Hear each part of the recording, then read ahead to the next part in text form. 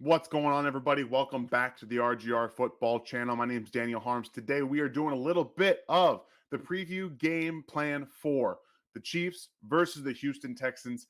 And before I get into my points, I just want to start off with a little story. Last week, we were watching the Denver Broncos game. I was watching with my wife and my daughter. And my daughter tells me, and she's like, the Chiefs scored a touchdown. They're doing a good job. They're practicing. And I was like, yeah, they've been practicing. My wife was like, well, this is a real game. And then she looked at me, she's like, well, it's more of a practice. And then from that point on, the Chiefs decided that they were going to treat it like a true practice and let the Broncos back into the game. So the very first point that we're going to make today, the very first point, one thing, mentality, okay? Obviously, you can try out some new things in this game. Look for some things that work. Don't treat this exclusively like a practice. Lock it in, get out. This is a business trip. I don't want to see the Houston Texans hanging around like they nearly knocked off the Dallas Cowboys last week. There should be no ifs, ands, or buts about this game, period. This is a get down to Texas, beat the snot out of the Houston Texans, come home. I don't care about the dual quarterback situation, the injuries they have. This should not be a game from the get-go. Go down and score a touchdown in the first quarter like you haven't done in the last 3 games, it seems. Actually, I don't think they have. The last 3 games, and get out of Texas. Get out of Texas. It's a nice return home for Patrick Mahomes. So let's go ahead and treat it like that. A homecoming for him. Win and get out of Dodge. The second thing, this game needs to be a Isiah Pacheco, not focused, but 100 yard. I want to see 100 yards on the ground from Isiah Pacheco at least. This is a defense that is near the bottom of the NFL in all statistical rush defensive stats. I think they're 27th or 28th in rush DVOA this season. They're only a little bit better than their past DVOA. But this is a game where you have to focus on getting your young players ready for the postseason. This is a postseason stretch. You have four more total games of the season, I think, if it's something like that. This is how you continue to create some momentum going into the postseason. Okay. That's it. This is what this is all about. Get Isiah Pacheco 100 yards on the ground. Get your offensive line going. Maybe you can try Lucas Niang later in the game, depending on how much you're up in this game. Get him some reps. If he looks as good as they say he does, get him in the game. But this needs to be a 100-yard game for Isiah Pacheco against one of the worst rush defenses in the NFL. And we're going to touch quickly on the 2-quarterback system that they're going to run this week, I would imagine, again, like they did last week against the Dallas Cowboys. Jeff Driscoll, comes in. He runs a lot more of the actual QB runs, the QB reads and things like that, where he can get out. He can throw the ball on the run a little bit too, but they're going to use both of these guys in conjunction with each other. The Chiefs defense has to be ready to see the running quarterback style from Jeff Driscoll. You're not going to see it so much from Davis Mills. He's going to be throwing the ball down the field, probably a little bit better. But again, focus on stopping Jeff Driscoll getting into that second and third levels, just because you don't need him cranking off 20-yard runs plus, maybe even more, on a defense that should be able to stop this offense, especially without all their weapons. So just come in on defense with a game plan of tackling well. If they tackle well in this game, the Houston Texans will not be able to do anything. They're down, like I said, almost all of their starting weapons, and this should not be close. Defensively, tackle well. Huge point in this game. If they tackle well, everything will sort itself out, okay? Shouldn't be any other problems defensively. Now, the very last thing is that this is still a game, again, like any given Sunday. Last week, the Dallas Cowboys should have lost to the Houston Texans. They might not have the exact same kind of mentality in this game because they're not, the Chiefs aren't an in-state rival, much like the Dallas Cowboys are, but this all stays the same. Patrick Mahomes can take this entire game mistake-free. I want to see a true homecoming return for Patrick Mahomes. I want to see him really focus on what he did last week in forcing some balls into places he didn't necessarily need to, and see the field as he has for most of the season. Don't throw it in places where there's going to be guys dropping, and come back with a nice, clean game on offense. Maybe you don't throw it 50 times, 40 times, maybe a little bit less than that. get him out of the game if you can later in the fourth quarter. Let Chad Henne throw a few. This needs to be, again, while you can do all those things, mentally they still have to be checked in. They still have to accomplish those things. So all said and done, nice clean game from Patrick Mahomes. I don't think we'll have McCole Hardman or Kadarius Toney in this game for the Kansas City Chiefs. But again, they've been able to do it without them for the last month.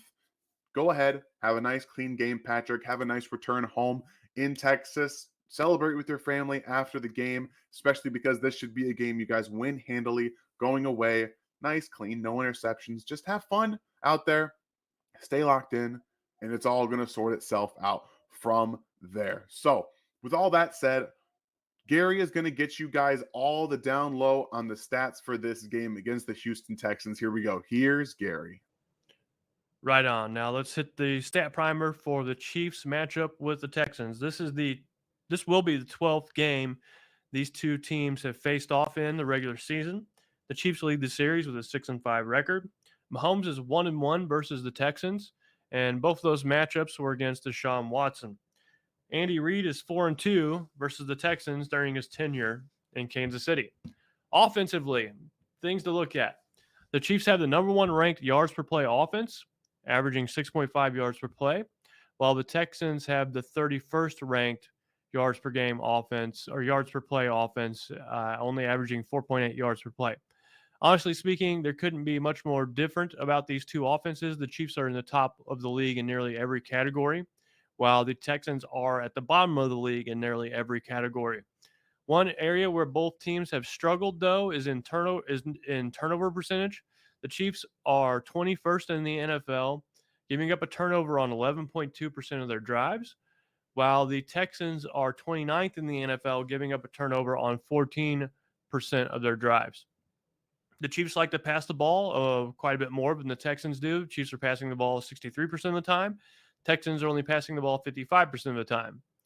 In terms of protecting the quarterback, the Chiefs have given up a sack on 3.9% of their Mahomes' dropbacks, which is good for third in the NFL, while the Texans have given up a sack on 7.1% of their quarterbacks' dropbacks, averaging 18th in the NFL. And then in terms of red zone scoring, the Chiefs have scored a touchdown on 66.1% of their red zone opportunities, which is fifth in the NFL, while the Texans have scored a touchdown on 42.9% of the red zone opportunities, which is 31st in the NFL. Flipping to the defensive side of the ball, both these two defenses are somewhat comparable. In terms of yards per play, the Chiefs are ranked 18th, while the Texans are ranked 20th. In terms of turnover percentage, the Chiefs are 22nd, the Texans are 21st. In terms of points per game, the Chiefs have given up 22.9 points per game, ranking 18th, while the Texans have given up 24.2 points per game, ranking 26th. In terms of pressure percentage, the Chiefs are 6th in the NFL, while the Texans are 15th. Interestingly enough, the Texans do not blitz very much. In fact, they are ranked 29th in terms of blitzing percentage. They only blitz on about 16% of their opponent's dropbacks, while the Chiefs blitz on 27.7% of their opponent's dropbacks. What this tells me is that both teams have been able to generate pressure without blitzing, but the Chiefs choose to blitz more often. In terms of red zone defense, this is where the Chiefs really struggle and where the Texans shine. So the Chiefs give up a touchdown on 68.2% of their red zone opportunities on defense. That is dead last in the NFL, while the Texans have given up a touchdown on 52.3% of the red zone opportunities on defense, ranking 8th in the NFL. So this is one area where the Texans have done a much better job than the Chiefs defensively, and that's in terms of red zone defense. My keys to watch for in the game: both the teams' red zones. So the Chiefs rank 5th in red zone offense, while the Texans rank 8th in red zone defense. And then as far as the Chiefs' defense is concerned, they rank dead last in terms of red zone percentage, while the Texans' red zone offense ranks 31st. So you want to see, for the Chiefs to have success in this game, you want to see them to be able to score in the red zone, score touchdowns in the red zone, not settle for field goals. If they're able to do that, they should win this game pretty easily.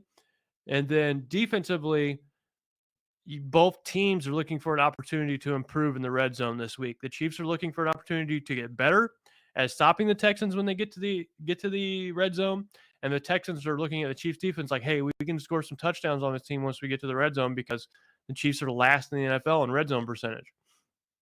Nextly, you have the Chiefs offense versus the Texans defense. Chiefs have scored a lot of points. The Texans have given up a lot of points. So you want to see the Chiefs pile it on in this game. And then the Chiefs passing offense, which ranks in the NFL with 7.5 yards play, versus Houston's pass defense, which is 24th in the NFL, giving up 6.6 yards per passing attempt. So in this game, if you see Mahomes throwing the ball well early on, if you see the red zone defense holding the Texans to field goals, and then the Chiefs red zone offense able to score, if this happens early on in the game, I would surmise that the Chiefs are probably going to have a really big win.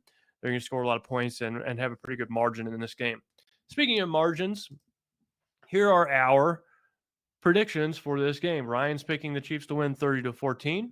Dan's picking the Chiefs to win 38-17. I'm picking the Chiefs to win 40-6. And Seth is picking the Chiefs to win 33-23. I think after last week's game versus the Broncos, the Chiefs look to simplify things. They get back to their fundamentals, straighten things out, and then that will lead to a well-executed game where they blow the Texans out. However, any given Sunday in the NFL, any team can win, and don't overlook your opponent. The Texans are scrappy. They just gave the Cowboys a run for their money last week. So this game could go, game could be closer. With that said, what are your thoughts on the score for this game? What are your predictions? What do you think the score is going to be? What are your keys to the game? What are you looking forward to? Other than that, that's all I got. Make sure that if you like this video, that you like the video, obviously, and you subscribe if you haven't done so already. With that, thank you very much for your time. This is Gary with RGR Football, signing out. Thanks for watching this video from the team at RGR Football. Click these videos to see more and subscribe to RGR Football.